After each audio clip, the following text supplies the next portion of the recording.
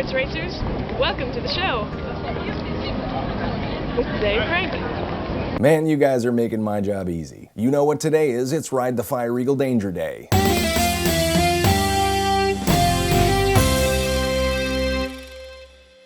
Today marks the fourth day since UN Ambassador John Bolton announced that he will be stepping down when his term expires and looking for a new job.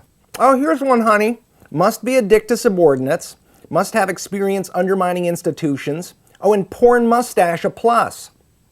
Honey, is yours a porn mustache or more of an art mustache? On Wednesday, the Iraq Study Group formally released its recommendations for U.S. policy in Iraq. The report was met with mixed reviews, some Democrats calling it an indictment of the administration's policies. Pro-war Republicans, however, were pissed. The New York Post gave them voice, photoshopping Baker and Hamilton's faces onto monkeys. I think it's a diss, I'm not sure. The Post can be very subtle. The term surrender monkeys is an astute political reference to The Simpsons. Other people were just glad that the situation in Iraq was finally being discussed using phrases longer than 3 words. The Bush administration, however, embraced the report, much like you'd embrace someone with a contagious disease who was on fire, and while you were both running in opposite directions. The president agreed that the report was made up of words, written on paper, with few, if any, spelling mistakes. After that, things got a little sticky. For example, the co-chairs of the study group said that stay the course is no longer viable. Asked whether this was a rejection of the president's handling of the war, Tony Yu the Man Snow said that stay the course is not administration policy. Both presidential counselor Dan Littleface Bartlett and the president himself have since said that the administration policy has never been stay the course. We've never been stay the course, George.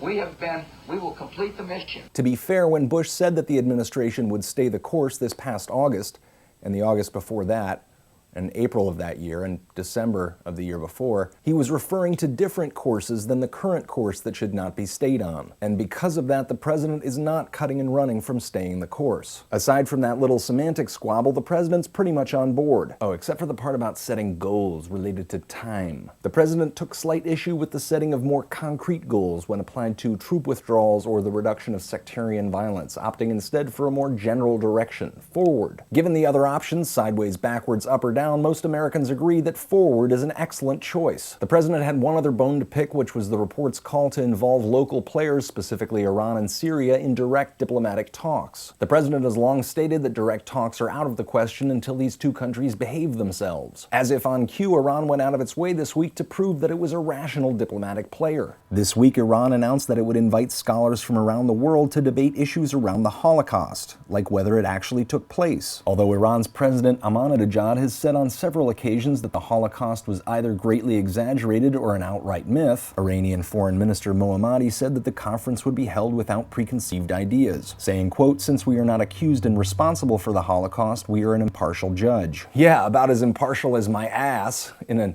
ass judging competition. Running Fool starts his trip across the country and back today, and here's wishing him safe travels. For the next month, we'll be following his adventure. Have a great weekend, sports racers. This is Zay Frank thinking so you don't have to.